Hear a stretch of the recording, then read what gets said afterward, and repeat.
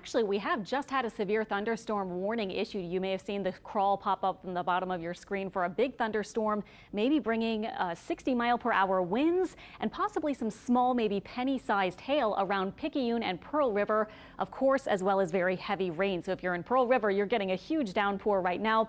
This is all moving to the southwest around 20 miles per hour. So Slidell, Burlington, this is coming your way. Lacombe, all of you will be seeing this come in shortly. And again, a few high wind gusts are going to be possible with that.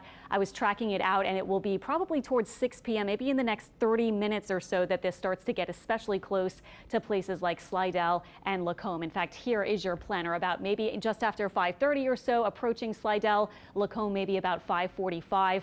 And there's a lot of lightning. There were about 600 lightning strikes with this complex of storms, kind of two right here, approaching the Louisiana, or right over the Louisiana-Mississippi state line. We have had some also rain around Mandeville and Covington. As I was saying earlier, that's kind of shifting south. So the north end of the causeway, there's a big downpour right there. So you might just kind of want to delay a trip if you have to go out soon around Mandeville and Covington, heading out on the causeway. That one is moving south. And we've also had some downpours south of the lake. And it did help with our heat, but our afternoon highs were still able to get this high. We tied our record high at the airport of 97.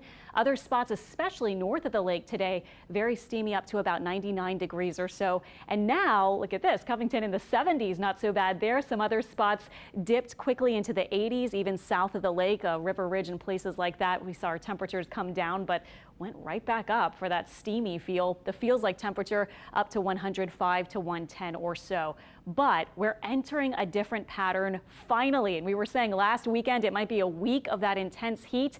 And indeed it was. In fact, the hottest week at the airport on record. And as we look at what to expect, we are going to see a lot more rain in the forecast than we've seen over the past week. That will help with the heat. But I mean, it is June in New Orleans. It's going to be steamy when we're not having the rain. This evening, you saw the rain really intensity and coverage both going down. And overnight, it should be quiet. Tomorrow morning, we may have a little rain starting to get going, possibly by midday. This could be around 2 p.m.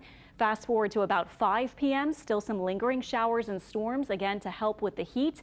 But now we transition to, oh yeah, and sometimes we may get those heavy downpours that could bring a little street flooding. And we could also get a storm or two, usually not very widespread, but every day sometimes there are storms that can bring a high wind gust or some small hail. This time of year, there's just a lot to fuel those thunderstorms, so we can see them get strong, kind of just depending which one on a particular day, not all of them usually.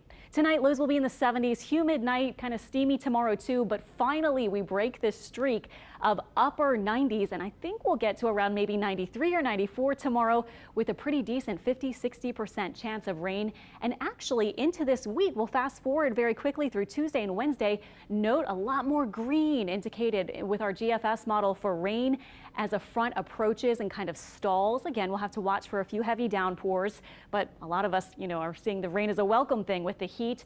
And then also sometimes when we have these kind of situations, little low pressure centers can get out over the Gulf along an old front, and they can try to develop. So as we switch into our tropics forecast, there's this one spot now outlined over in the northwestern Gulf, and I showed you that little low just a second ago along the front.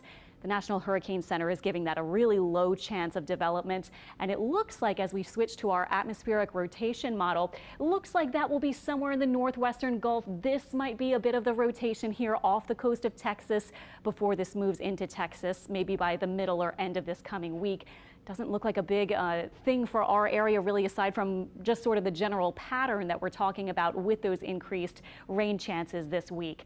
And then also we've been tracking that other wave we were talking about at the middle of the week, really not looking like it's anywhere near us for a long time and wasn't looking like it would develop in the near future. Now it has a 30% chance in 2 days, a medium 60% chance of developing in 5 days. And that would mean into a depression or a tropical storm, and eventually perhaps a hurricane. But this model, the models generated now with that what is now an INVEST, area of investigation, doesn't mean that it's developed anymore or anything like that. Just a spot that we're now seeing the computer models run by the National Hurricane Center kind of takes it out and keeps it way to the south of our part of the Gulf of Mexico or the Gulf Coast. So something to just kind of talk about finally in the tropics, but not looking like it's going to, well, no threats for us in the next 7 days or more. In fact, we will just focus more on the daily scattered thunderstorms finally bringing temperatures more in line with averages for this time of year in the lower 90s as opposed to the upper 90s to near triple digits like we've been lately.